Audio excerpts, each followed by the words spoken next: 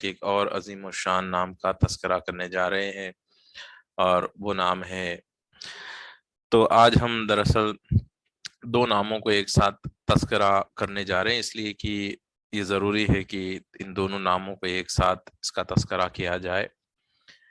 تو ہم انشاءاللہ تذکرہ کریں گے القابض الباسط، یہ دو ناموں کا۔ القابض کے معنی اللہ سبحانہ و تعالیٰ کی وہ صفت ہے جو تنگ کر دیتی ہے، یعنی مثلا ہر معاملے میں صرف بڑھانا ہی ضروری نہیں ہوتا، کئی معاملات میں کم کرنے کی بھی صفت ہونی چاہیے، جیسے اللہ سبحانہ و تعالیٰ کی جو صفت ہے قابض کی صفت۔ مثلا دیکھیے بارش ہو رہی ہے، اگر بارش کو کم نہیں کریں گے تو پھر وہ بارش ہوتے رہے گی تو پھر سب ڈوب جائیں گے، تو کم کرنا ضروری ہے۔ طبیعت کسی کی بحال ہی ہے، ہمیشہ اچھی ہے، تو اسے اس چیز کا احساس ہی نہیں ہوگا کہ طبیعت بگڑنا کہتے کسے۔ تو جب تک اس کی طبیعت نہ بگڑے، اس کو اس کی طبیعت اچھی ہونے کا شکر ادا کرنے کا احساس نہیں ہوتا۔ جب بگڑتی ہے طبیعت، اس کے بعد جب سنورتی ہے تو اسے احساس ہوتا ہے کہ طبیعت کا اچھا ہونا یہ بہت بڑی نعمت ہے۔ تو اللہ سبحانہ و تعالیٰ کی ذات القابض، یہی اللہ سبحانہ و تعالیٰ کرتا ہے کہ کئی معاملات میں اس کے یقیناً قدرت کے حساب سے وہ کئی معاملات میں تنگی بھی کر دیتا ہے۔ تو سارے مخلوق میں، ہمارے روزمرہ کی زندگی میں ہم جو دیکھتے ہیں کہ کئی معاملات میں ہم یہ دیکھتے ہیں کہ ہمیں تنگی بھی ہوتی ہے۔ پیسوں کے معاملے میں تنگی ہو سکتی ہے، صحت کے معاملے میں تنگی ہو سکتی ہے، سکون و چین کے معاملے میں تنگی ہو سکتی ہے، اولاد ہے اس میں تنگی ہو سکتی ہے، کسی کو اولاد ہوتی ہے کسی کو نہیں ہوتی ہے، کاروبار میں آپ کو تنگی ہو سکتا ہے، بزنس میں، اور اس طرح سے اب بہت ساری مثالیں آپ سوچ سکتے ہیں کہ جہاں پر بھی ہمیں تنگی ہوتی ہے، اس کے پیچھے اللہ سبحانہ و تعالیٰ کی یقیناً اس کی حکمت ہے، کیونکہ وہ بہتر جانتا ہے کہ ہم جو انسان ہیں، ہم کو کس طریقے سے نعمت عطا کرنے سے ہمیں نعمتوں کی قدر ہو، اللہ سبحانہ و تعالیٰ بہتر جانتا ہے۔ اور یہ ہم عام طور پہ دیکھتے بھی ہیں کہ جو بہت ہی رئیس گھرانے میں بچے پیدا ہوتے ہیں، جن کو مال کی تنگی کا کوئی احساس ہی نہیں، جس کو غربت کیا کہتے ہیں، بھوک کسے کہتے ہیں، جن بچوں کو اس چیز کا احساس نہیں، وہ ایسے ہی بڑے ہوتے ہیں، تو ان کو کبھی بھی ان کے رئیس ہونے پر اور ان کو اتنی ساری نعمتیں ملنے پر ان کو شکر ادا کرنے کا جی چاہتا ہی نہیں، اور شکر ادا کرنے کے لیے جو ہے وہ سوچتے بھی نہیں، کیونکہ انہیں ہمیشہ یہی لگتا ہے کہ بھئی میں ہمیشہ سے ویسے ہی ہوں، تو غریبی غربت کہتے کسی اسے معلوم ہی نہیں، تو اسے احساس نہیں ہوتا، اور غریب کی تکلیف کا بھی اسے احساس نہیں ہوتا۔ مثلا دیکھیے، اگر آپ کا پیٹ بھرا ہو تو کوئی بھوکا آپ کے پاس آئے اور کہے مجھے بھوک لگی ہے، تو آپ کو اس کی تکلیف کا احساس ہو ہی نہیں سکتا جب تک آپ خود بھوکا رہ کے ایکسپیرینس نہ کیے ہو۔ اکثر ہم کوئی کہے کہ مجھے بھوک لگی ہے تو ہم فوراً اس کو کھلا دیتے ہیں، کیوں؟ اس لیے کہ اللہ کے فضل و کرم سے اللہ سبحانہ و تعالی ہمیں ماہ رمضان کے روزے دیا ہے، اور ہم سنت نوافل روزے بھی رکھتے ہیں، جس سے ہمیں معلوم ہے کہ بھوک کہتے کسے، احساس ہمیں ہے۔ اس لیے جیسے ہی کوئی کہتا ہے بھوک لگی ہے، فوراً ہم جو ہے اسے کھلا دیتے ہیں۔ اگر سمجھیے کہ کوئی کبھی بھوکا رہا ہی نہیں اور اسے معلوم ہی نہیں بھوک کہتے کسے ہے، تو اگر کوئی اس کے پاس آئے اور اس سے جو ہے بھیک مانگے اور کہے مجھے بھوک لگی ہے، تو اسے احساس نہیں ہوگا، وہ خیرات صدقہ کر بھی نہیں پائے گا۔ تو اللہ سبحانہ تعالیٰ کا انعام قابض کے معنی تنگی کرنے والی، اس لیے اللہ سبحانہ تعالیٰ کئی معاملات میں تنگی کرتا ہے۔ مزید انشاءاللہ آگے میں اگلے سلائیڈ میں سمجھاؤں گا۔ دوسرا جو نام ہے الباسط، یہ نام جو ہے بالکل اس کا اپوزٹ ہے، اس کی صفت جو ہے اپوزٹ ہے، جس میں اللہ سبحانہ تعالیٰ خوشادگی عطا کرتا ہے، یعنی اس میں بڑھاتا ہے، انکریز کرتا ہے۔ تو چند معاملات میں جیسے القابضو کو ہم نے سمجھا کہ یہاں پہ اللہ سبحانہ تعالیٰ تنگی کرتا ہے، اور کئی ایسے معاملات میں وہ خوشادگی بھی کرتا ہے، جیسے کہ ہر تنگی کے بعد پھر وہ خوشادگی بھی لاتا ہے۔ جیسے مثلاً آپ کو بھوک لگی ہے، تو ایسا نہیں کہ آپ زندگی بھر بھوکے رہیں گے، پھر اللہ سبحانہ تعالیٰ اس کی رحمت کے دروازے کھولتا ہے، پھر آپ کو رزق عطا کرتا ہے، رزق کے دروازے کھولتا ہے، پھر خوشادگی ہوتی ہے، پھر آپ کھا لیتے ہیں۔ بارش نہیں ہو رہی ہے، سوکھا آ گیا، ایسا نہیں کہ ہمیشہ سوکھا ہے پھر سب مر ہی جا رہے ہیں، پھر بارش ہو ہی نہیں رہی، ایسا نہیں ہوتا، کبھی ایسا ہوا ہی نہیں۔ تو ایک مدت تک آپ کو ایسا لگے گا کہ بارش نہیں ہو رہی، تکالیف ہوتے، پھر اللہ سبحانہ و تعالیٰ اپنے نظام کے حساب سے، اس کے حکمت کے حساب سے، وہ پھر جو خوشادگی لاتا ہے وہ بارش ہوتی ہے۔ تو ہر معاملے میں پھر ویسے ہی اللہ سبحانہ و تعالیٰ جہاں جہاں وہ خوشادگی، جہاں جہاں وہ تنگی کرتا ہے، پھر وہ خوشادگی بھی لاتا ہے۔ رزق میں وہ کبھی تنگی کرا ہے، تو پھر آپ کو آگے چل کے پھر جو ہے کئی ایسے آپ خود ایکسپیرینس کیے ہوں گے زندگی کے معاملے میں، جو بڑے بزرگ میری بات سن رہے ہیں ان کو تو اچھا تجربہ ہوگا کہ زندگی کیونکہ ان لوگوں نے دیکھی ہے کہ کتنے اتار چڑھاؤ ان کی لائف میں ان لوگوں نے دیکھا ہوگا۔ اور جیسے آپ لوگ شاید ایکسپیرینس نہ کیے ہو، لیکن آپ نے اپنے والدین کو کرتے ہوئے دیکھا ہوگا کہ کس طرح سے بزنس کے معاملے میں یا رزق کے معاملے میں تنگی ہوئی ہو گھروں میں، اور پریشانیاں آئی ہے، پھر اس کے بعد آپ نے دیکھا کہ وہ پریشانیوں کا ٹائم ختم ہو گیا، وہ مشکلوں کا ٹائم ختم ہو گیا، پھر اللہ سبحانہ و تعالیٰ رزق کے دروازے ایسے کھولا کہ آپ حیران ہو کے رہ گئے کہ پہلے ہم کہاں تھے اور آج کہاں پہنچ گئے۔ اور ایسا غالباً ہر کسی کے ساتھ ہوتا ہے کہ یہ بیلنس ہونا ضروری ہے۔ شروع سے ہی سب کروڑ پتی بن جائیں گے تو پھر اس کو احساس نہیں ہوگا، وہ قدر نہیں کرے گا۔ تو اللہ سبحانہ تعالیٰ پہلے بسط کرتا ہے، پہلے قبض کرتا ہے کہ تمہیں جو ہے تنگی کرتا ہے، پھر احساس دلاتا ہے، پھر وہ رزق کے دروازے کھولتا ہے، تاکہ ہم احساس کریں کہ کتنی بڑی نعمت ہے یہ۔ جب نہ ہو تو ہمارا حال کیا ہوتا ہے، جب ہم اس میں اسراف نہیں کریں گے، اس کو پھر ضائع نہیں کریں گے، اس کی قدر کرنا شروع کریں گے۔ تو یہ ہے بست کا معاملہ۔ اب چونکہ ہم ذکر اذکار بھی کرتے ہیں، تو ذکر کے معاملے میں بھی یہ کیفیات ہوتے ہیں، قبض اور بست کی کیفیات۔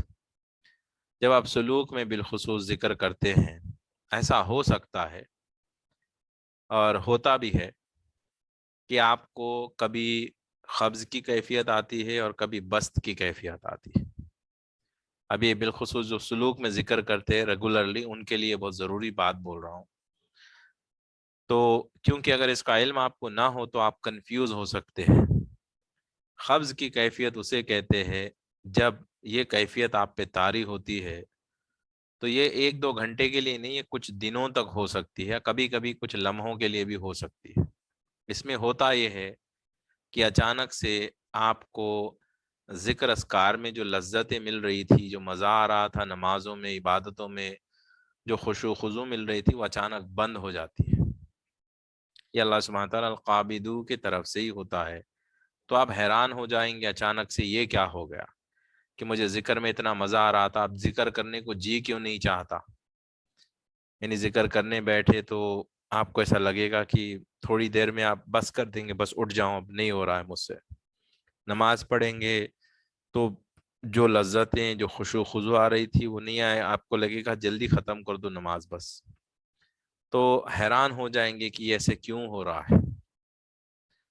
تو اس میں دیکھیے اب بزرگوں کی تعلیمات یہ ہے کہ جب آپ کو قبض کی کیفیت طاری ہو، اس میں بزرگان دین یہ کہتے ہیں کہ اس وقت آپ بہت زیادہ ذکر کریں اور زیادہ عبادات کریں، کیونکہ قبض میں بست میں کم از کم، اب بست کی کیفیت میں کیا ہوتا ہے، کو بہت مزہ آتا ہے، بہت لذتیں ملتی ہے، آپ کو ایسا لگتا ہے کہ اب ذکر چھوڑے ہی نہیں، 1 گھنٹہ نہیں 4 4 گھنٹے بیٹھ جائیں گے آپ، نماز پڑھیں گے تو اتنی لمبی لمبی پڑھیں گے کہ آپ کو نماز ختم کرنا جی نہیں چاہے گا، وہ بست کی کیفیت ہوگی۔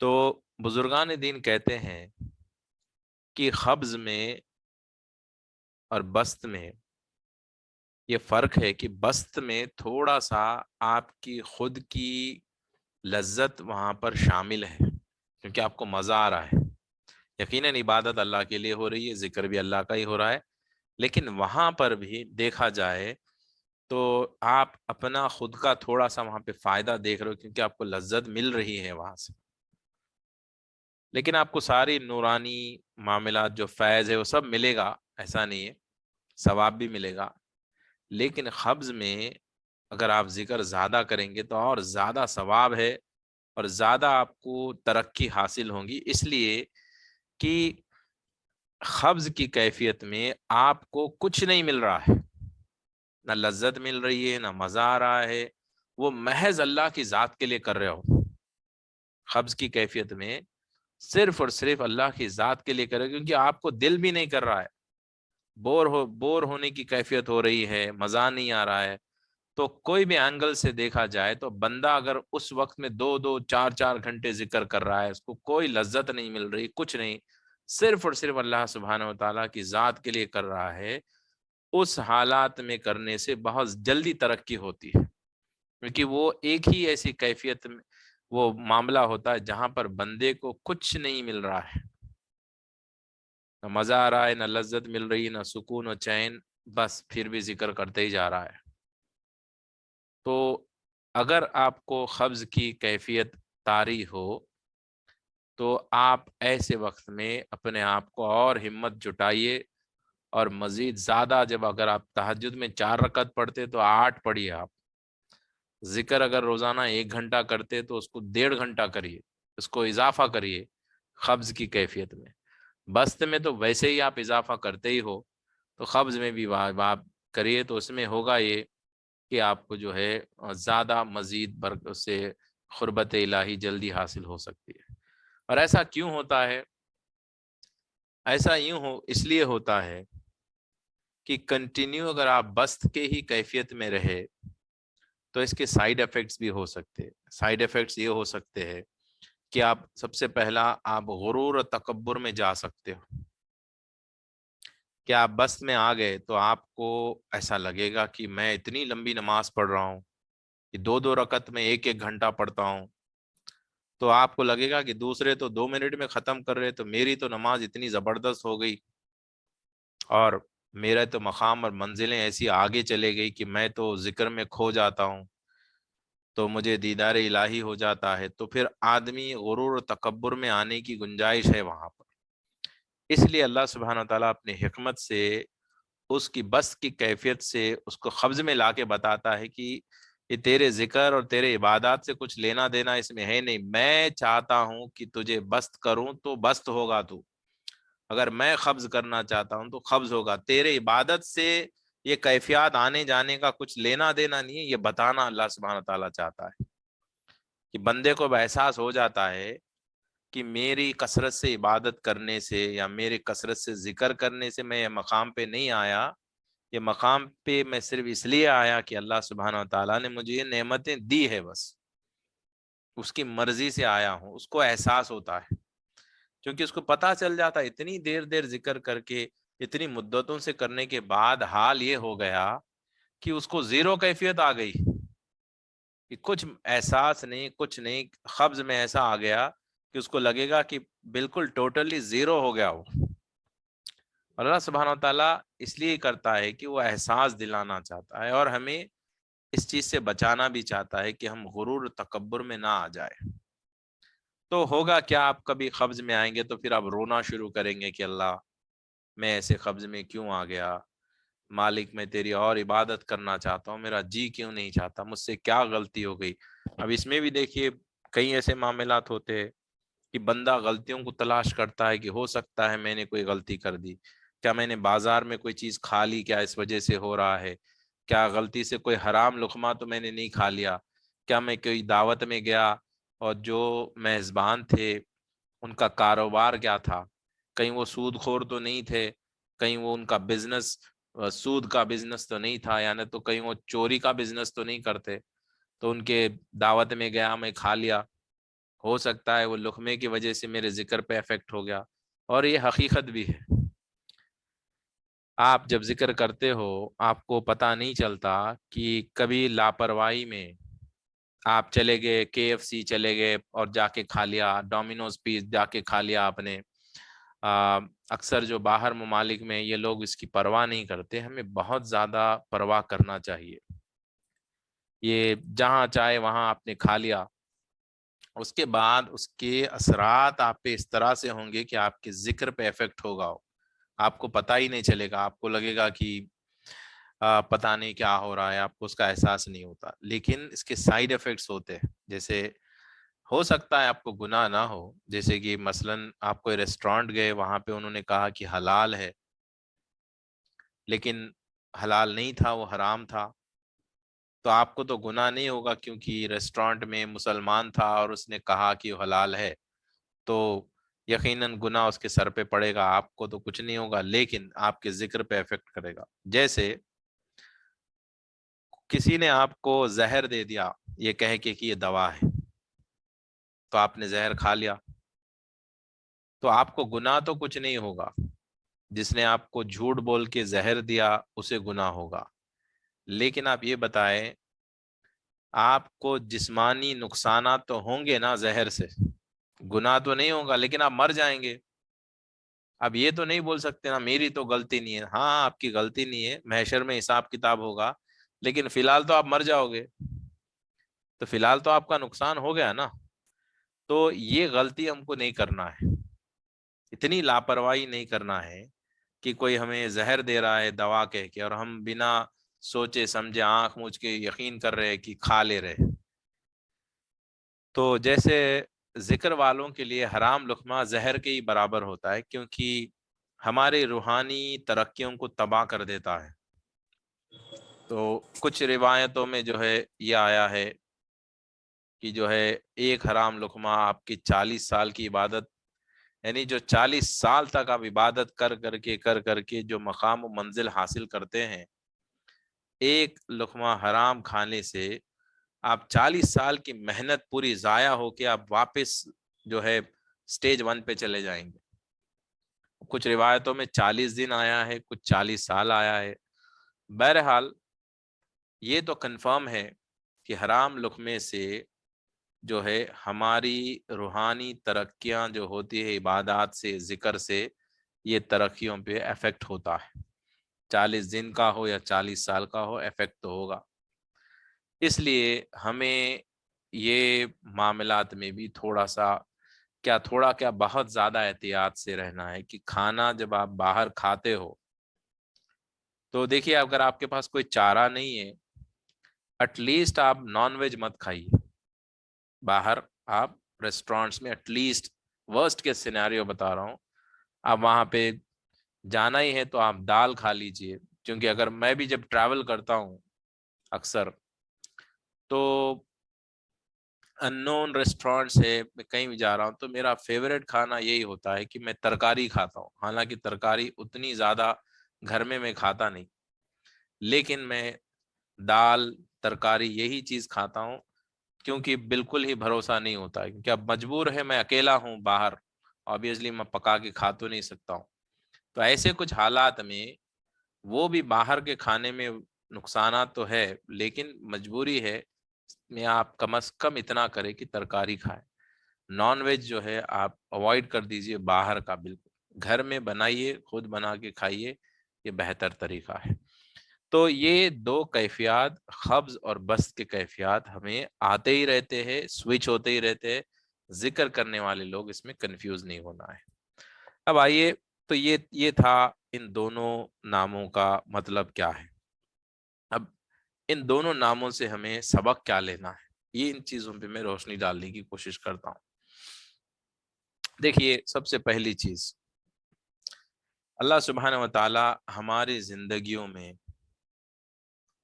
تبدیلیاں لاتا ہے، یعنی کبھی زندگی آسان ہوتی ہے اور کبھی زندگی مشکل ہوتی ہے، مشکلات آتے ہیں، آسانیاں آتے ہیں۔ تو مشکلات جب آتے ہیں، یا تو وہ آپ کو امتحان کے سبب آتے ہیں، یا نہیں تو پھر وہ آپ کو اللہ سبحانہ تعالیٰ کی طرف سے عذاب کی شکل میں آتے ہیں۔ تو یہ ہمیں سمجھنا ضروری ہے کہ ہماری زندگی میں اگر ہمیں کوئی تکلیف ہو رہی ہے کسی وجہ سے، وہ تکلیف یقیناً اللہ سبحانہ و تعالیٰ کی طرف سے ہی ہو رہی ہے، لیکن وہ تکلیف کیوں ہو رہی ہے یہ سمجھنا ضروری ہے۔ کیا وہ ہمارا امتحان ہے یا پھر وہ ہماری سزا ہے؟ دیکھیے، میں میری بات بتا رہا ہوں، ہم جیسے لوگوں کے لیے یہ بات جو ہے اللہ سبحانہ و تعالیٰ مجھے آزما رہا ہے، یہ بات ہم جیسے لوگوں کے لیے اپلیکیبل ہو ہی نہیں سکتا، نہیں ہو سکتا۔ یہ اولیاء اللہ، بزرگان دین، نیک لوگ، صالحین، صدیقین، وہ لیول کے جو لوگ رہتے ہیں ان کے لیے امتحانات ہوتے ہیں۔ اب اکثر لوگ کیا کرتے ہیں، سزا ملتی ہے، پریشانیاں آتی ہے، اب یہ بولتے کہ بہت امتحان چل رہا ہے میرا، اس بات کو ایکسیپٹ کرتے ہی نہیں کہ ہم نے غلطیاں کی، اس کی سزا ہمیں مل رہی ہے۔ کوئی یہ ایکسیپٹ کرنے تیار ہی نہیں ہوتا کہ اسے سزا مل رہی ہے، ہر کوئی یہی بولتا ہے نہیں، اللہ کا امتحان ہے، امتحان چل رہا ہے۔ دیکھیے، امتحان انبیاء کو ہوا ہے، نبی کریم صلی اللہ علیہ وسلم اپنی زندگی میں مشقتیں کرے، وہ امتحان تھا۔ حضرت فاطمہ الزہرا کیسی مشقتیں گزاری، امتحان تھا۔ کربلا امتحان تھا۔ آپ ہسٹری میں جائیے، انبیاء علیہ الصلاۃ والسلام کے ساتھ، حضرت ایوب علیہ الصلاۃ والسلام کے ساتھ، یعقوب علیہ الصلاۃ والسلام، یوسف علیہ الصلاۃ والسلام کے ساتھ امتحانات تھے۔ حضرت یونس علیہ الصلاۃ والسلام، یہ انبیاء تھے، ان کے ساتھ امتحان تھا۔ اور اسی طرح صحابہ کے ساتھ بھی امتحانات ہوئے ہیں، اولیاء اللہ کے ساتھ بھی ہوتے ہیں۔ لیکن ہم جیسے عوام الناس، جو جنرل پبلک ہوتی ہے، اگر آپ مزید ترقی اپنی زندگی میں چاہتے ہو، ہر مشکل کو سزا کے طور پہ دیکھیے تو ترقی کرو گے آپ لوگ۔ یہ میری بات آپ لکھ کے رکھ لیجیے۔ جبھی بھی آپ کی زندگی میں کوئی پریشانی، کوئی تکلیف آئے، کوئی پریشانی، کوئی تکلیف آئے، تو فوراً آپ یہ بیٹھ کے مراقبے میں بیٹھ جائیں، آنکھ بند کر لے، درود پاک پڑھے اور سوچنے بیٹھے کہ مولا مجھ سے ایسی کیا غلطی ہو گئی جس کی وجہ سے یہ میرا نقصان ہو رہا ہے۔ آپ توجہ کے ساتھ درود پڑھ کر آنکھ بند کر کے توجہ کرے ذکر کرتے ہوئے، میں گارنٹی دے رہا ہوں کہ آپ کو آپ کی جو غلطی ہے وہ آپ کے ذہن میں آئے گی۔ جیسے ہی آپ کو غلطی آئے گی ذہن میں، اللہ، آپ فوراً اس غلطی پر توبہ کر لیجئے، اللہ سبحانہ تعالیٰ کی بارگاہ میں رجوع ہو جائیے، معافی مانگ لیجئے۔ جو آپ کی تکلیف پریشانی ہے وہ کچھ ہی دن میں یا فوراً وہ تکلیف ختم ہو جائے گی۔ اکثر لوگ کیا کرتے ہیں، وہ پریشانی کو لے کے اور اتنا پریشان ہوتے ہیں اور ساری دنیا گھومیں گے پریشانی کا حل لے کر، لیکن اللہ سبحانہ تعالیٰ کی بارگاہ میں یہ رجوع ہو کے یہ نہیں کہتے کہ مولا یہ پریشانی مجھ پہ آئی ہے، یقیناً میں سمجھتا ہوں مجھ سے کچھ نہ کچھ غلطی ہوئی ہوگی، یہ میری سزا ہے، اب مجھے بتا کہ میری کیا غلطی ہے، مجھے احساس دلا مولا، میں معافی مانگنے، رجوع کرنے تیار ہوں۔ ہو سکتا ہے کہ آپ نے حقوق العباد میں کوئی غلطی کی ہو یا حقوق اللہ میں غلطی کی ہو۔ حقوق اللہ میں کریں، غلطی ہوئی ہے تو پھر آپ کو توبہ کرنا ہے اللہ کی بارگاہ میں، وہ مسئلہ حل ہو جائے گا۔ حقوق العباد میں کریں گے، یعنی لوگوں کے ساتھ حقوق جو ہوتے ہیں آپ کے، اس میں آپ نے کوئی غلطی کی ہے تو پھر آپ کو جس کو آپ نے تکلیف پہنچائی ہے اس کو جا کے آپ کو معافی مانگنا پڑے گا۔ جب تک آپ معافی نہیں مانگیں گے، آپ لاکھ صلاۃ و توبہ پڑھتے رہے، آپ لاکھ اللہ کی بارگاہ میں گڑ گڑاتے رہیں، آپ کا مسئلہ حل نہیں ہوگا، کیونکہ آپ نے غلطی جو کی ہے اس کی معافی تبھی مل سکتی ہے جب آپ جس کو تکلیف پہنچائے ہیں آپ اس سے معافی مانگو۔ یہ اللہ کا طریقہ ہے، اللہ کا نظام ہے۔ ماں کو تکلیف پہنچائیں گے اور اللہ سے معافی مانگیں گے، اللہ نہیں ماننے والا اس بات کو۔ ماں کو تکلیف پہنچائی ہے تو ماں سے ہی معافی مانگو، اس کے بعد اللہ سے معافی مانگو، اللہ معاف کرے گا۔ آپ دنیا بھر میں والدین کو برا بھلا بولیں گے، اونچی آواز میں بات کریں گے، تکالیف پہنچائیں گے، اپنے بڑے بھائیوں کو بہنوں کو آپ بدتمیزی سے بات کریں گے، اپنے رشتہ داروں میں بڑوں سے بے ادبی کریں گے، اور پھر آپ اللہ کی بارگاہ میں روتے بیٹھیں گے، تو یہ مسئلہ حل نہیں ہونے والا ہے اس سے۔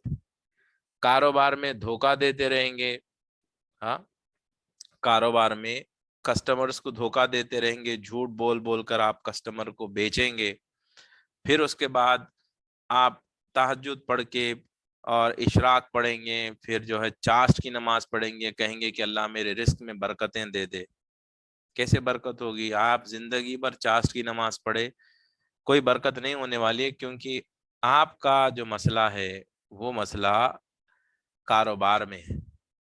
آپ وہاں غلطی کر رہے ہو، پھر آپ معافی یہاں مانگ رہے ہو، اس سے مسئلہ حل نہیں ہونے والا ہے۔ تو یہ بات آپ اچھی طرح نوٹ کر لے کہ اس وقت بھی اگر آپ کے زندگی میں آپ کے کاموں میں رکاوٹیں آ رہی ہیں، کوئی نہ کوئی رکاوٹ، جاب نہیں ملتی آپ کو، یا آپ کو کوئی تکلیف پریشانی ہے، کوئی بیماری ہو گئی ہے، یا صحت ٹھیک نہیں ہو رہی ہے، کوئی نہ کوئی ڈپریشن کا شکار ہو گیا ہو، کوئی نہ کوئی معاملہ ہو، بیٹھ کر آپ مراقبہ کرے، اللہ سبحانہ تعالیٰ سے رجوع ہو کے سوچے کہ میں نے ایسی کون سی غلطیاں کی ہوگی جس کی وجہ سے میرے ساتھ ایسے ہو رہا ہوگا۔ اور اکثر دیکھیے، آپ جو ٹائپ کی تکلیف آپ کو ہوتی ہے، آپ کی غلطی اس سے ریلیونٹ ہوتی ہے اکثر۔ جیسے آپ کے کچھ نقصان ہو گیا، گھر میں کوئی چیز کا لاس ہو گیا، تو آپ دیکھیں گے تو غلطی جو ہے کہیں نہ کہیں پیسوں کے معاملے میں آپ نے غلطی کی ہے جس کی وجہ سے آپ کا نقصان ہوا ہوتا ہے۔ یہ تھوڑا بہت ریلیونس ایسے ہوتا ہے، مگر آپ یہ ذہن میں لے کے چلیے۔ ہاں، یہ بھی پاسبل ہے کہ کچھ بندے اگر اللہ کے فضل و کرم سے نفس ملہمہ کے مقام پہ پہنچ گئے ہوں۔ نفس ملہمہ وہ مقام ہے جس میں ایک چھوٹے درجے کا ولی بھی کہتے ہیں ایسے بندوں کو۔ اگر وہ بندہ وہ مقام پہ پہنچا ہے، اس کو اللہ نے نعمت دی ہے، تو ہو سکتا ہے اس کے ساتھ امتحان ہو، ٹرائل ہو۔ اب اس کو کیسے پہچانے کہ یہ میرا امتحان چل رہا ہے؟ ویسے تو نفس ملہمہ والا بائی ڈیفالٹ کچھ کمی پیشی ہو تو تہجد میں ڈیلے ہو گیا، تہجد میں دیر سے اٹھ گیا، تو وہ فوراً روئے گا کہ مولا مجھ سے کیا غلطی ہو گئی۔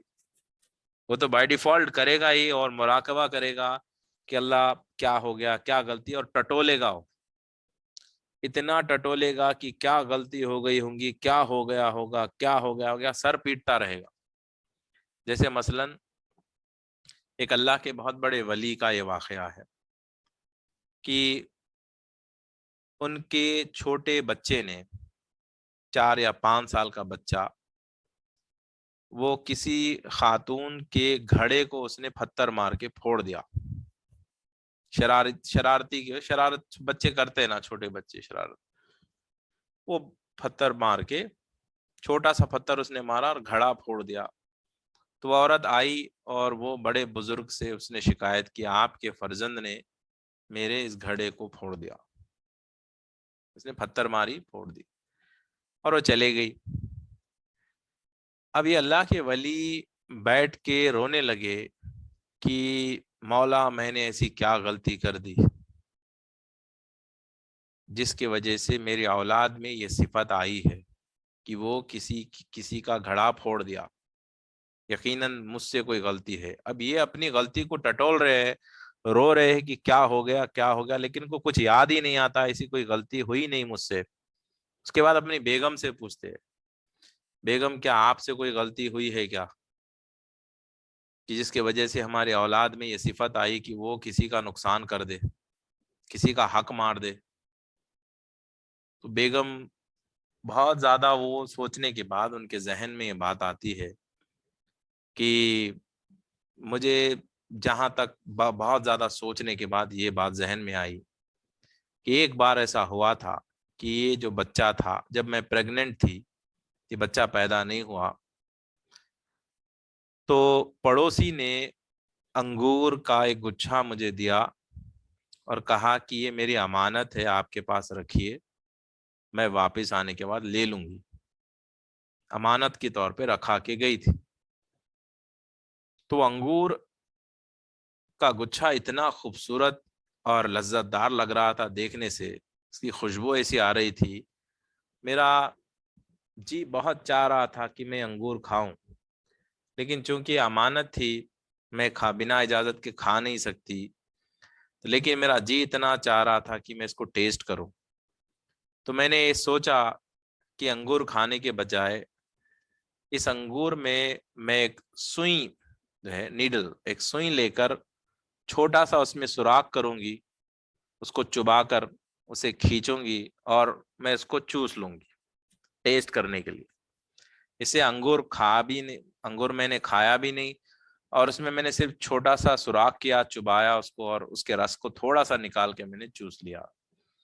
یہی میں نے کیا تھا، بس اس کے سوا میں نے کچھ نہیں کیا۔ تو وہ اللہ کے ولی رونے لگے کہ دیکھو، تم نے ایک انگور میں سوراخ بنایا، تم نے کسی کی امانت تھی وہ، اس میں تم نے چھوٹا سا سوراخ بنایا، تو ہماری اولاد ایک کسی کی امانت، کسی کا گھڑا تھا، اس میں اس نے سوراخ بنا دیا۔ دیکھیے کیسے ریلیونٹ ہے یہ۔ تو ماں نے کی غلطی، اس کا نتیجہ اولاد میں اس طرح سے نکل کے آیا۔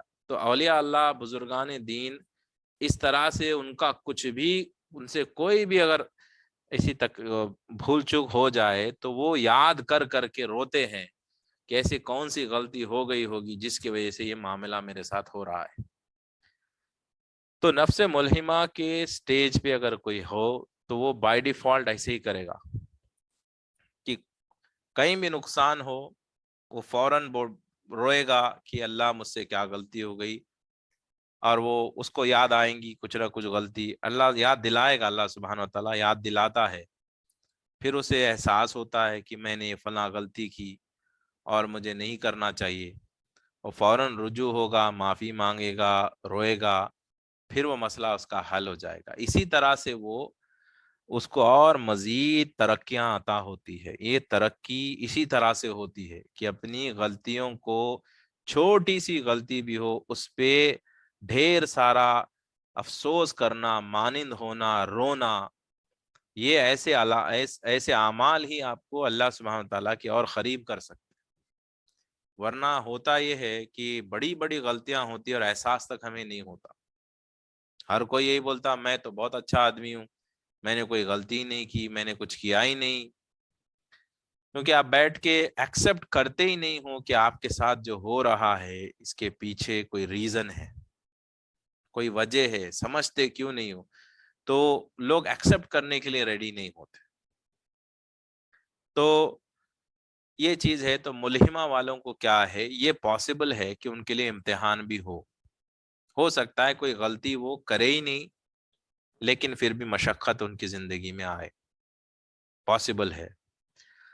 تو یہ کیسے وہ پہچانے کہ یہ مشقت ہے، یہ امتحان ہے؟ تو اس کا آسان طریقہ یہ ہے کہ اللہ سبحانہ و تعالیٰ اگر آپ کو امتحان میں ڈالتا ہے تو وہ جو بھی پریشانی آپ کو آتی ہے، اس پریشانی کی وجہ سے آپ اللہ سبحانہ و تعالیٰ کے اور قریب ہو جاؤ گے، یعنی آپ کی پریشانی بھی ایسی رہے گی کہ اس سے آپ اللہ سے دور نہیں ہوں گے، اور قریب ہو جائیں گے، اور روئیں گے، اور اس کی بارگاہ میں گڑ گڑائیں گے، اور تہجد پڑھو گے، اور ذکر کرو گے۔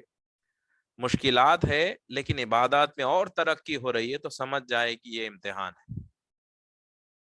تو اللہ ایسا امتحان نہیں لیتا ہے جس میں آپ کو عبادت سے محروم کر کے، نہیں، عبادت سے محروم کرنا سزا ہے، سزا ہے، اور عبادت میں اضافہ کرنا ہے، تکالیف بھی ہو لیکن اضافہ ہو رہا ہے تو سمجھ جائیے کہ یہ آپ کا امتحان ہے، اس میں ڈٹے رہیے۔ یقیناً امتحان زیادہ وقت تک نہیں رہے گا، اس کی ایک مدت رہے گی، اس کے بعد پھر اللہ سبحانہ و تعالیٰ آپ کو بست کی کیفیت میں لائے گا انشاءاللہ۔ دوسری چیز یہ ذہن میں رکھے کہ ہماری زندگی اور موت، یہ چیز بھی ایک امتحان ہے کہ اللہ سبحانہ و تعالیٰ نے ہمیں زندگی اور موت دی ہی اس لیے ہے تاکہ وہ ہمیں آزمائے۔ زندگی کیا ہے؟ ایک بست ہے، اور موت کیا ہے؟ قبض ہے۔ تو اللہ سبحانہ و تعالیٰ زندگی دے کر ہمیں کشادہ کرتا ہے، ہماری لائف کو اضافہ کرتا ہے، کشادہ کرتا ہے، پھر ہمیں موت لا کر اس کو ختم کر دیتا ہے۔ تو یاد رکھیے کہ یہ زندگی، اور ہمیں اللہ سبحانہ تعالیٰ نے زندگی اور موت اس لیے نہیں دی کہ ہم یہ دنیا میں آئے اور جو ہے دنیائی معاملات کو انجام دے کے چلے جائے۔ ہمارا یہ ہرگز مقصد نہیں ہے کہ ہم ہماری لائف کو انجوائے کرے، لائف کو انجوائے کرے، جیسے لوگ آج کل کہتے ہیں انجوائے کرو، جوانی ہے، اب نہیں کرو گے تو کب کرو گے۔ ہم یہاں پر انجوائے کرنے کے لیے نہیں آئے، یہ صاف اپنے آپ کو سمجھا لیجئے، اور لوگوں کو جب آپ سمجھائیں گے تو یہ اچھی طرح سے ان کے ذہن میں بٹھانے کی کوشش کرے کہ یہ ایک بہت بڑا دھوکہ ہے جو زمانہ ہمیں دے رہا ہے، یہ کہہ کر کہ یہ زندگی میں آپ کو انجوائے کرنا ہے، اور انٹرٹینمنٹ کے نام سے ٹیلی ویژن، ٹی وی، میوزک، فلمیں، ڈرامے، ناچ گانا، عیاشیاں، شراب، نشہ، یہ سب چیزیں یہ لوگ انجوائمنٹ کے نام پہ ان لوگوں نے اس کا ایجاد کیا، اور زندگیاں لوگوں کی دنیا اور آخرت تباہ ہو رہی ہے اس سے۔ ہم یہاں پر انجوائے کرنے کے لیے نہیں آئے، ہمارا مقصد بالکل کلیئر ہے، ہمارا مقصد معرفت الہی ہے، ہم اللہ سبحانہ و تعالیٰ کو جاننے کے لیے، پہچاننے کے لیے پیدا ہوئے۔ کون ہے ہمارا رب؟ کیا صفات ہے اس کے؟ اور اس کو جان کے اس کی تعریف بیان کرنا، اس کی حمد و ثنا کرنا، اس کی عبادت کرنا، یہی ہمارا مقصد ہے اور کچھ نہیں۔ ہم اس لیے آئے ہیں بس۔ اب یہ عبادات میں، یہ ذکر میں، اور یہ معرفت الہی کے راستے میں، چونکہ ہمیں اپنے آپ کو صحت مند رکھنا بھی ضروری ہے، ہمارے جسم کے کچھ تقاضے ہیں، اس کو یقیناً ہمیں انجام دینا ضروری ہے، جیسے کہ بھوک اور پیاس کو مٹانا ضروری ہے، آپ کا سر ڈھکنے کے لیے چھت چاہیے، آپ کو جسم کو ڈھکنے کے لیے کپڑا چاہیے، تو یہ سارے ضروریات ہیں آپ کے زندگی کے۔ تو یہ ضروریات کو پورا کرنے کے لیے آپ کو کاروبار کرے یا نوکری کرے، دنیا کا مال آپ کو کمانا ہے۔ اگر اللہ سبحانہ و تعالیٰ نے آپ کے کاروبار میں ترقی اتنی دے دی کہ وہ اس نے اتنا کشادہ کر دیا کہ آپ کو مالدار بنا دیا، تو پھر آپ کا یہ فرض ہے کہ وہ مال اللہ کی راہ میں خرچ کرتے رہے، کیونکہ وہ مال دے کر بھی آزماتا ہے۔ ہرگز ہرگز ہمارا یہ مقصد نہیں ہے کہ ہم یہاں پر آ کے بہت بڑے پیسے والے بن جائے، یہ مقصد نہیں ہے۔ اللہ بنا دے گا، یہ اور بات ہے۔ ہمارے کریئر کو ایسا پریورٹی نہیں دینا ہے کہ میں بہت کروڑ پتی بن جاؤں گا، بہت ارب پتی بن جاؤں گا۔ مجھے نوکری یا کاروبار اس لیے کرنا ہے کہ مجھے میرے فرائض انجام دینا ہے، بیوی بچوں کو دیکھنا میری ذمہ داری ہے، میں ان کو پالتا پوستا ہوں، اللہ دیتا ہے اور میں جو ہے پہنچاتا ہوں، یہ میرا کام ہے۔ آپ کے 16 گھنٹے 20 گھنٹے محنت کرنے سے آپ کروڑ پتی نہیں بن سکتے، اچھی طرح سے ذہن میں بٹھا لیجئے۔ آپ مالدار اللہ سبحانہ تعالیٰ الباسطو اگر آپ کے رزق میں کشادہ کرے گا تو آپ 4 گھنٹے کام کر کے بھی کروڑ پتی بن سکتے ہیں۔ اگر اللہ آپ کے رزق میں قبض کر رہا ہے تو پھر آپ 24 گھنٹے کام کرتے رہے، قبض میں ہی رہیں گے۔ تو آپ کے محنت کرنے سے اس سے کوئی ریلیشن شپ نہیں ہے اس کا، آپ کا مالدار بننا، پیسے والا بننا، آپ کے محنت سے کوئی ریلیشن شپ اس کا نہیں ہے۔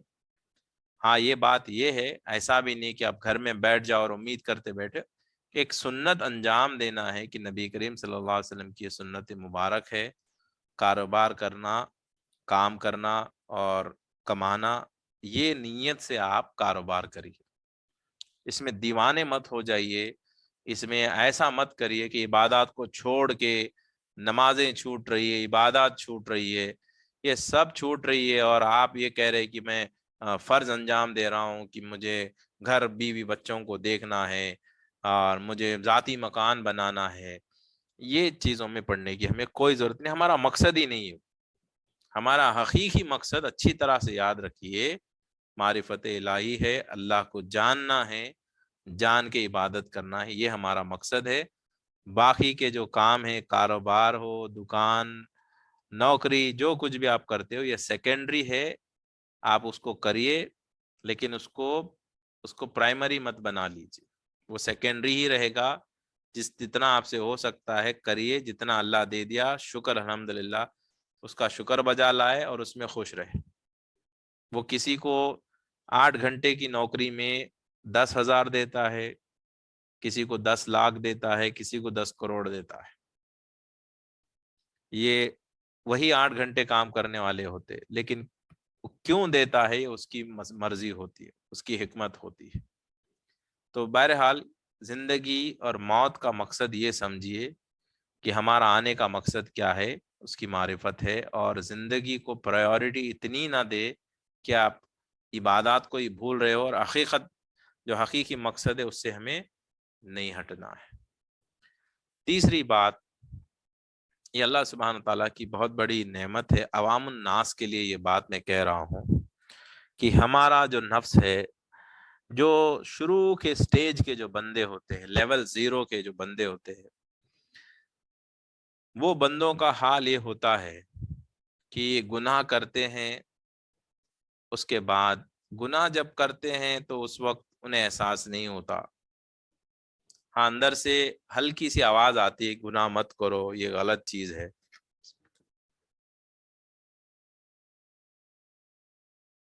لیکن وہ گناہ کر دیتے ہیں۔ اس کے بعد پھر وہ رونے بھی لگتے ہیں کہ یہ گناہ مجھ سے کیوں ہو گیا، نہیں کرنا چاہیے تھا مجھے۔ ایسا جو اب اللہ کے فضل سے جو میرے اسٹوڈنٹس جن کو میں نے ریسنٹلی لیول 2 کے ذکر کے لیول 2 کے پوزیشن میں نے ڈالا ہے، ان کو اس بات کا بالکل بخوبی احساس ہوگا کہ جب وہ واپس اپنی پرانی زندگی کا سوچیں گے تو انہیں ان چیزیں، یہ باتیں یاد آتی ہوگی کہ وہ گناہ کرنے وقت وہ روک نہیں پاتے تھے اپنے آپ کو، اور بعد میں روتے بھی تھے۔ اب ماشاء اللہ ان کا یہ پوزیشن ہے کہ وہ گناہ کا خیال، تصور، گناہ کرو، ایسے معاملات ان سے نہیں ہوتے، ذہن میں یہ باتیں نہیں آتی۔ اب یہی دن رات ذکر کرے، اذکار کرے۔ اب ان کے گناہ و غلطیوں کا لیول الگ ہو گیا کہ اب کچھ تہجد میں کچھ چھوٹ جائے یا دیر سے اڑ جائے، وہ ان کو گناہ نظر آتا ہے۔ وہ جیسے پہلے گناہ کرتے تھے ویسے گناہ کرنا اب وہ تصور میں بھی نہیں آتا ان کے۔ تو لیکن جو لوگ لیول 0 کے ہیں ان کو یہی ہوتا ہے کہ غلطیاں کرتے ہیں پھر رونے لگتے ہیں۔ یہ ایسا کیوں ہوتا ہے؟ یہ رونا، یہ غلطی گناہ کرنے کے بعد گناہ کا احساس ہونا، یہ بھی اللہ کی بہت بڑی نعمت ہے، اور یہ نفس لوامہ کی علامت ہے کہ لوامہ ہمیں رلاتا ہے۔ اگر یاد رکھیے، اگر یہ نہ ہوتا کہ گناہ کرنے کے بعد آپ کو افسوس بھی نہ ہوتا تو لوگ تو گناہ کرتے ہی چلے جاتے، کبھی افسوس ہی نہ کرتے۔ کہ اللہ سبحانہ و تعالیٰ کا یہ کتنا بڑا کرم ہم پہ ہے کہ وہ کم از کم ہمیں احساس تو دلاتا ہے کہ یہ غلطی ہے، یہ تمہیں نہیں کرنا چاہیے تھا۔ اور یہ کس کے ساتھ ہوتا ہے؟ یہ انہی بندوں کے ساتھ ہوتا ہے جن کے دل زندہ ہو۔ کچھ ایسے بھی بندے ہوتے جن کے دل مردہ ہو جاتے، جیسے میں نے اس سے پہلے کے سیشنز میں بتایا، وہ گناہ کرتے کرتے کرتے اتنے برے سٹیج میں چلے جاتے ہیں کہ ان کا دل مردہ ہو جاتا ہے۔ اب ان لوگوں کو گناہ کرنے کے بعد احساس بھی ہونا بند ہو جاتا کہ میں نے گناہ کیا ہے۔ وہ سب کو سمجھ میں ہی نہیں آتا کہ غلطی، اگر آپ سمجھانے بھی بیٹھے وہ اٹھ کے چلے جائیں گے، ان کے کچھ سمجھ میں نہیں آئے گا یہ کیا بول رہا ہے۔ گھر میں ناچ گانا ہوگا، ناچنے والوں کو گھر پہ بلا کے نچائیں گے، وہ لوگ خود ناچیں گے، اور شادی میں ولیمے کا نام، شادی کے نام پہ جو ہے ناچنے والی عورتوں کو بلائیں گے، وہ سٹیج پہ نچائیں گے، خود بھی ناچیں گے، اور اس میں اتنا مزہ لے لے کے ناچیں گے، اتنا خوش ہوں گے اور تعریفیں کریں گے کتنی اچھی دعوت ہم نے کی۔ یعنی ان لوگوں کو اس بات کا احساس تک نہیں ہوگا کہ ہم نے غلطی کی ہے۔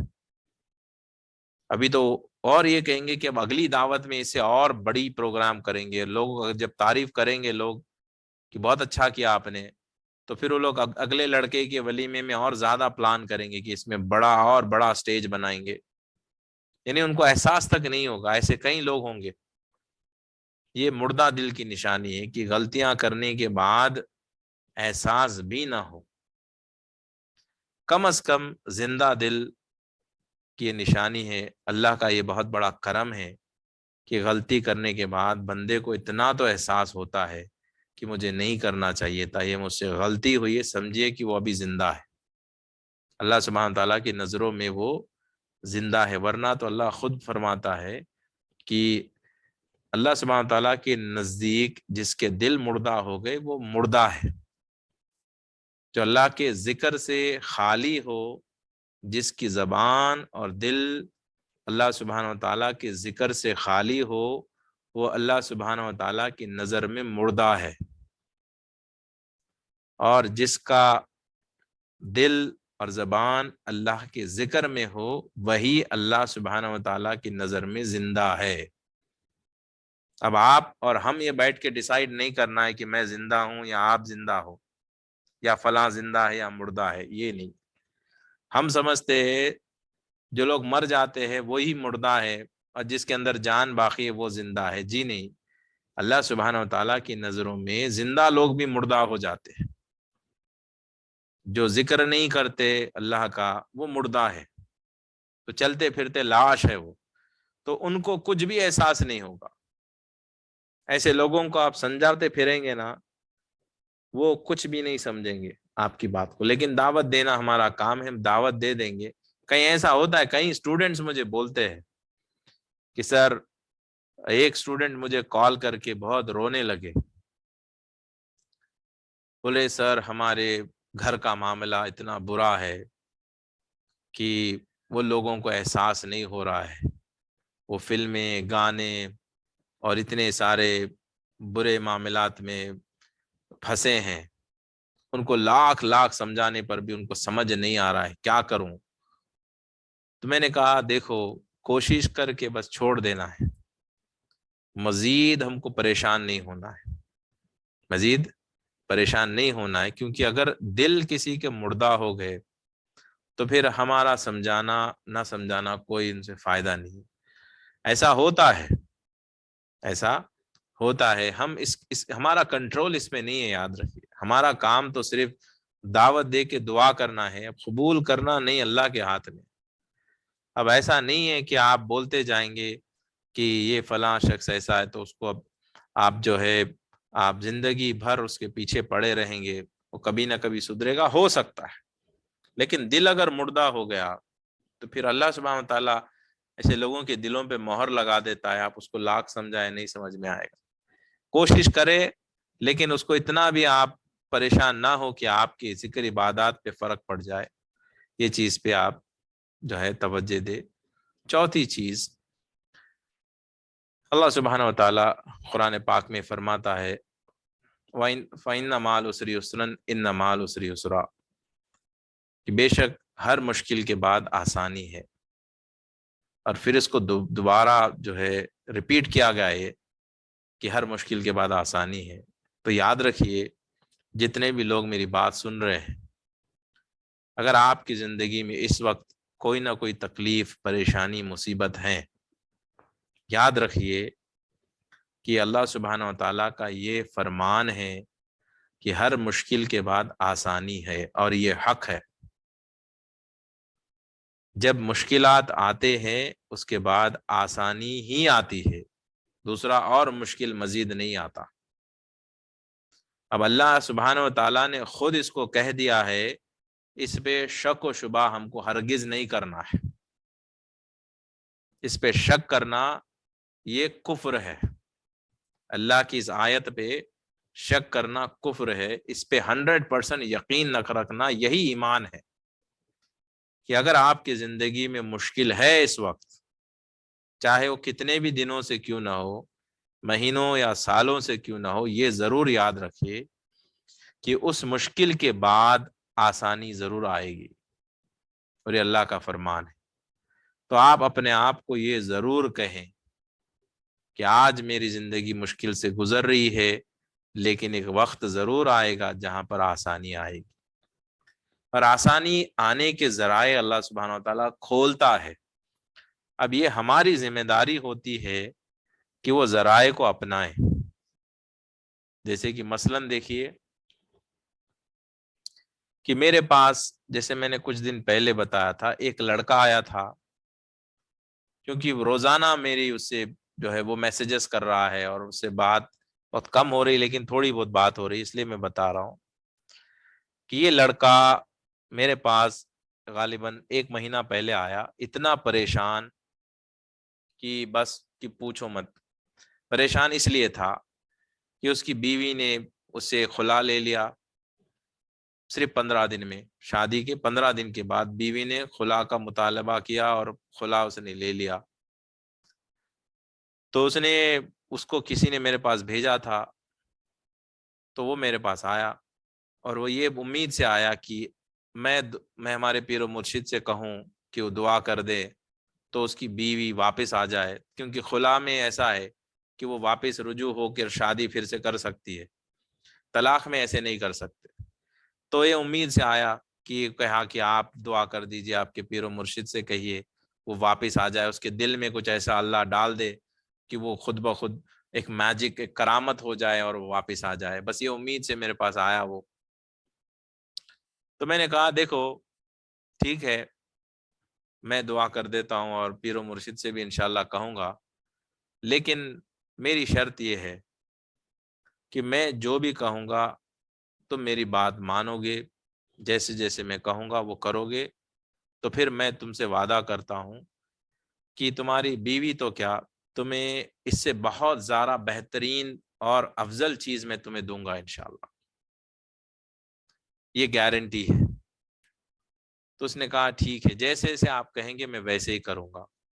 تو پہلے تو میں نے پوچھا کہ تم نماز پڑھتے ہو روزانہ 5 وقت کی؟ اس نے کہا کہ نہیں، مجھے نماز میں نہیں پڑھتا، صرف جمعے کے دن نماز پڑھتا ہوں۔ میں نے کہا سب سے پہلا کام تو تم کو 5 وقت کی نماز پڑھنا ہے، دوسری چیز تمہیں تہجد میں اٹھنا ہے، 4 بجے اٹھو، تہجد پڑھو، تیسری چیز تمہیں یہ ذکر کرنا ہے۔ میں نے اس کو بڑی ذکر تو نہیں دی، میں نے اس کو صرف شروعات میں درود کا ہی ذکر دیا، کہا کہ تم درود پڑھو صرف، اور اسے درود پڑھنا بھی نہیں آ رہا ہے، میں نے کہا چھوٹی سی درود پڑھ لو، اتنی یہ درود پڑھو، اور تھوڑا سا مراقبہ میں نے اس کو بتایا، بس اتنا ہی کرو اور دوسرا کچھ مت کرو۔ اس نے کہا ٹھیک ہے۔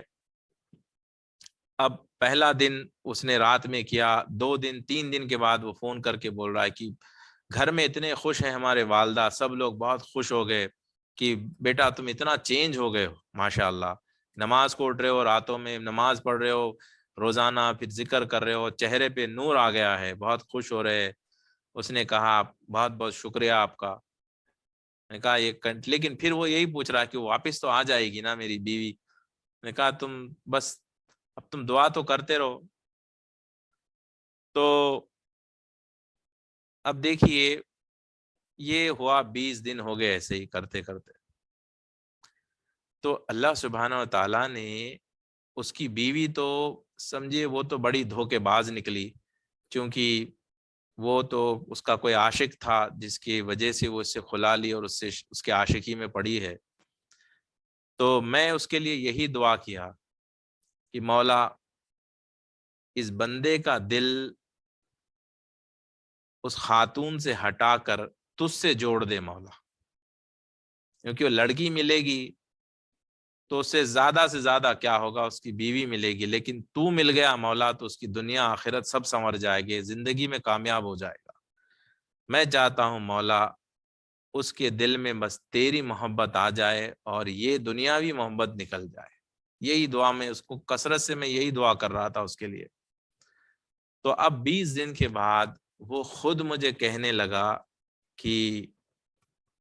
کہا کہ بھیا اب مجھے میری وہ بیوی نہیں چاہیے، میں چاہتا ہوں کہ کوئی دیندار ذکر کرنے والی لڑکی سے میں شادی کروں، کیونکہ اگر وہ آئے گی تب بھی میری زندگی برباد کرے گی، کیونکہ اس کو ذکر کرنا پسند نہیں ہے، اس کو نماز پڑھنا پسند نہیں ہے، اسے فلمیں گانے ڈرامے پسند ہے. تو پھر میں تو پریشان ہو جاؤں گا، میں تو ذکر نہیں کر پاؤں گا. اگر وہ آ جائے گی تو میں کہوں گا کہ بھیا آپ کچھ دعا میں تبدیلی کر دیجئے، اب یہ دعا مت کریے کہ وہ آئے، اب یہ کریے کہ مجھے ایسی بیوی ملے کہ جو ذکر کرنے والی. اس نے خود کہہ دیا. اب دیکھیے اللہ سبحانہ و تعالیٰ نے کس طرح سے اس کے ذہن کو بدل دیا، کس طرح سے ذہن کو اللہ سبحانہ و تعالیٰ نے بدل دیا. تو ہماری زندگیوں میں اس طرح کے آسانیاں اللہ سبحانہ و تعالیٰ ہمیں ایسے موقع عنایت کرتا ہے. تو اگر یہ لڑکا میری بات نہ مانتا، یہ موقع تھا اس کے لیے اللہ کی طرف رجوع ہو کے اللہ سے جڑنے کا موقع تھا. میرے ساتھ صرف اس نے مشکل سے آدھا گھنٹہ میری اس کی بات ہوئی. آدھے گھنٹے میں اس کی زندگی کا پنا اللہ سبحانہ تعالیٰ نے ایسے پلٹا کہ وہ اس کی عمر تو شاید 25 سال ہوگی، 20-22 سال کا ہوگا لڑکا ہو. اس نے اپنی اتنی زندگی میں وہ کبھی نمازی بن نہیں سکا، تہجد گزار بن نہیں سکا. اللہ نے ایسے پنا پلٹا اس کا کہ وہ ماشاء اللہ ابھی نماز پنجگانہ بھی پڑھ رہا ہے، تہجد بھی پڑھ رہا ہے اور ذکر بھی کر رہا ہے، اور اس میں ترقی ہو رہی ہے. تو اگر وہ موقع وہ بچہ موقع اگر میری بات نہیں مانتا، کیونکہ وہ بات میری نہیں تھی، اللہ کی طرف سے ہی تھی، وہ سبحانہ و تعالیٰ کی طرف سے، اگر اس بات کو اگنور کرتا اور وہ چلا جاتا تو پھر وہ اسی کی بربادی تھی. اور وہ لڑکی کی یادوں میں ہی روتے روتے مر جاتا شاید، یعنی مر جاتا ان دا سینس اب وہ اسی میں پاگل ہو جاتا، کیونکہ وہ حرکتیں بھی ایسی کر رہا تھا، ہر بات میں اس کا نام لے رہا تھا، وہ ایسی تھی، وہ ایسی تھی، وہ ایسے بات کرتی تھی، ایسے مسکراتی تھی، یعنی دیوانہ ہو گیا تھا وہ. اب وہ ساری چیزیں چلے گئی، ابھی وہ ساری چیزیں چلے گئی. تو یہ موقع اللہ سبحانہ وتعالی ہم سب کی زندگی میں دیتا ہے. اب آپ کو وہ موقع کو غنیمت جان کے دونوں ہاتھوں سے اگر آپ اس کو تھامیں گے تو پھر آپ کامیاب ہو جاؤ گے. اور ایسے کئی میرے اسٹوڈنٹس ہیں، ایک نہیں، یہ بچہ تو میں چھوٹی مثال دوں، ایسے کئی میرے اسٹوڈنٹس، میرے بھائی، میرے رشتہ داروں کے ساتھ یہ معاملات ہوئے ہیں، جن لوگوں کی زندگی کبھی کبھی 5-10 منٹ کی بات میں زندگی پلٹ گئی.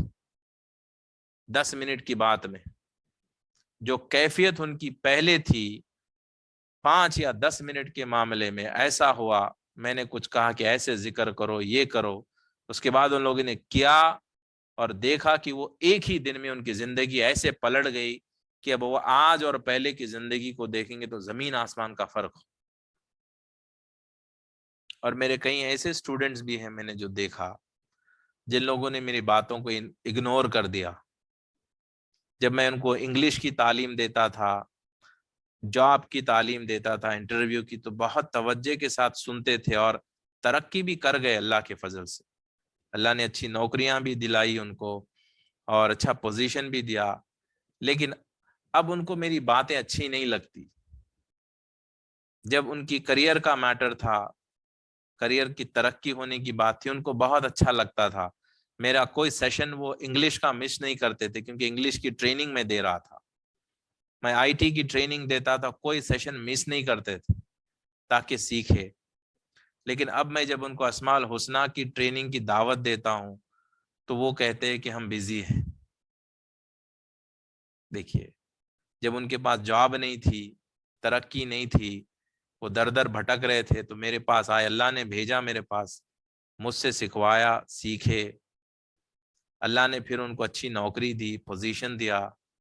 آج اللہ کے نام کے لیے سننے کے لیے ان کے پاس ٹائم نہیں ہے۔ دیکھیے، تو جب تک آپ کو نوکری نہیں تھی، آپ کے پاس ٹائم ہی ٹائم تھا دنیاوی تعلیمات لینے کے لیے۔ آج جب اللہ نے اتنا نوازا ہے آپ کو، آپ آرام سے بیٹھ کے 1 گھنٹہ آپ سیشن سن سکتے ہو، لیکن آپ کے پاس وہ ٹائم نہیں۔ ٹی وی دیکھیں گے، فلمیں دیکھیں گے، گھومیں گے پھریں گے، سب کے لیے ٹائم نکلے گا، لیکن آپ وہی استاد کے پاس جس کے پاس آپ نے دنیاوی تعلیمات لے کے ترقی کی، آج وہی استاد کی تعلیم آپ دینی معاملات میں آپ کے پاس لینے کے لیے ٹائم نہیں ہے۔ تو ایسے غافل بھی میرے اسٹوڈنٹس ہیں، ایسا نہیں کہ ہر میرا اسٹوڈنٹ ہی کامیاب ہو رہا ہے، کیونکہ اس میں میری کوئی، میں یہی بتانا چاہ رہا ہوں کہ اس میں میری کوئی قابلیت یا وہ نہیں، اس میں آپ کے اوپر ڈیپینڈ کرتا ہے کہ میرا کام تو ہے تقسیم کرنا۔ اللہ سبحانہ و تعالیٰ پیر و مرشد کے ذریعے سے جو نعمتیں دے رہا ہے وہ مجھے مل رہی ہے، میں صرف بانٹ رہا ہوں۔ اب لینا نہیں لینا آپ کے ہاتھ میں، جو لے لیا وہ کامیاب ہو گیا، جس نے اگنور کر دیا پھر اب اللہ اس کا بھلا کرے، یہ معاملہ ہو، وہ پتہ نہیں دنیا میں ہی گھوم کے رہ رہے وہ لوگ۔ تو یہ بات آپ ذہن میں رکھیے۔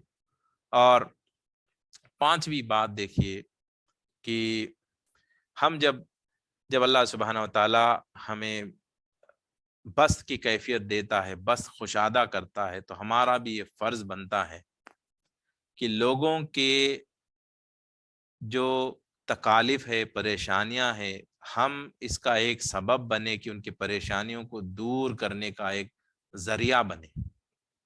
یہ چیز آپ کو یہ نیتیں آپ کرے کہ مولا کوئی پریشان ہو، اس کی پریشانی کو دور کرنے کا مجھے ایک ذریعہ بنا۔ اگر آپ دعا کریں گے، نیت کریں گے، تو کوئی نہ کوئی ذریعے سے اللہ سبحانہ و تعالیٰ آپ کو کسی کی تکلیف دور کرنے کا ذریعہ بنا سکتا ہے۔ آپ کو بننا چاہیے، ضروری نہیں ہے کہ پیسوں کا ہی معاملہ ہو۔ کبھی کبھی تو ایسا ہوتا ہے کہ آگے والا پریشان ہوتا ہے، آپ کے صرف اتنا کہہ دینا کہ ہر مشکل کے بعد آسانی ہے، فَإِنَّ مَعَ الْعُسْرِ يُسْرًا، إِنَّ مَعَ الْعُسْرِ يُسْرًا، یہ آیت پڑھنے پر بھی ہو سکتا ہے کہ وہ آگے والا جو اتنا پریشان تھا، صرف یہ سن کر اس کی ساری پریشانی دور ہو سکتی ہے۔ تو آپ نے اس کو بست سے، آپ نے اس کو قبض سے بست میں لا لیا، آپ ایک ذریعہ بن گئے۔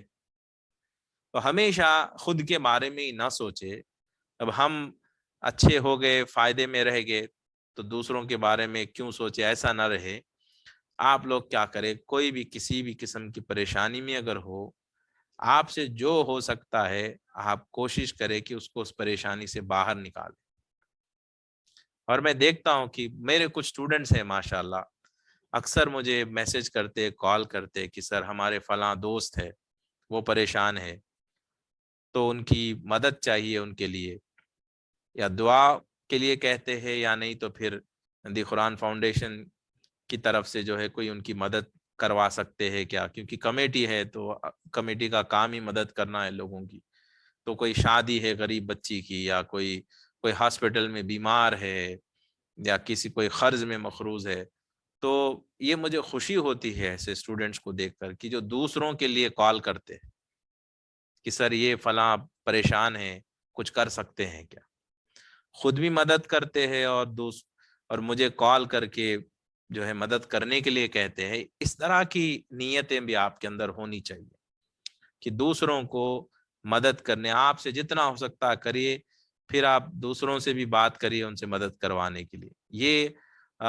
یہ کوشش ہمیں کرنا ہے۔ اور آخری بات کہ ہم جب دعوت بھی دیتے ہیں لوگوں کو، تو یاد رکھیے اس میں بھی قبض اور بسط دونوں کیفیات میں بات کرنا ضروری ہے۔ یعنی ہم صرف اللہ کی رحمت کے بارے میں ہی بات کرتے ہی رہ گئے تو پھر وہ گناہ سے باز نہیں آئے گا. وہ سمجھے گا کہ اللہ معاف کرے گا، بڑا رحمان ہے، رحیم ہے، تو گناہ ہی کرتا جائے گا. پھر اس کو دونوں چیزیں بتانا ضروری ہے کہ اللہ رحم کرتا ہے، معاف کرتا ہے، لیکن اللہ سزا بھی دیتا ہے. اللہ سزا بھی، تو سزا کے بارے میں بھی بتائے اور رحمت کے بارے میں بھی بتائے. تو امید بھی دلانا چاہیے کہ اللہ معاف کرے گا، معاف کر دے گا، لیکن ڈرانا بھی چاہیے کہ اللہ سزا بھی دے گا. تو بیلنس رکھنا ضروری ہے دعوت میں. کچھ لوگ کیا کرتے، صرف جہنم کے بارے میں ہی بولتے چلے جاتے. وہ آدمی اتنا ڈرے گا کہ پھر وہ نا امید ہو جائے گا کہ اب سزا تو ہوگی ہی ہوگی، سمجھے گا وہ. اور کچھ لوگ جنت کے بارے میں اتنا ہی بات کرتے چلے جاتے کہ اب تو بس وہ جنت کے خوابوں میں ہی رہتا ہے، وہ ڈرے گا نہیں. بیلنس کرنا ضروری ہے. جنت کی نعمتیں بھی بولیے، اللہ کی رحمت کے بارے میں بھی بتائیے، پھر ساتھ میں اللہ عدل بھی کرے گا، اللہ جلال بھی ہے، اللہ قہار بھی ہے، یہ باتیں کہیں جہاں پہ اللہ سبحانہ وتعالیٰ سزا بھی دے سکتا ہے. اس طرح کا بیلنس کرتے رہے.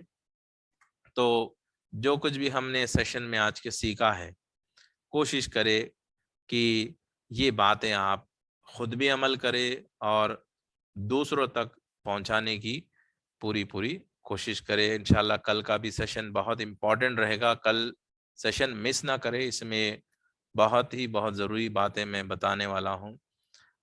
الخافض والرافع دو ناموں کا ذکر انشاءاللہ ہوگا، لیکن اس میں بہت اہم باتیں، نبی کریم صلی اللہ علیہ وسلم کی تعظیم اور وہ تعظیم کے تعلق سے بھی باتیں ہوں گی. تو کوشش کرے زیادہ لوگوں کو دعوت دے اور یہ جو سنا ہے دوسروں تک پہنچانے کی کوشش کرے. دعا کر لیتے ہیں. الحمدللہ رب العالمین، اللہم صلی علی سیدنا محمد وعلی آلہ وازواجہ واہل بیتہ وصحبہ واولیاء امتہ افضل صلواتک وعدد معلوماتک وبارک وسلم.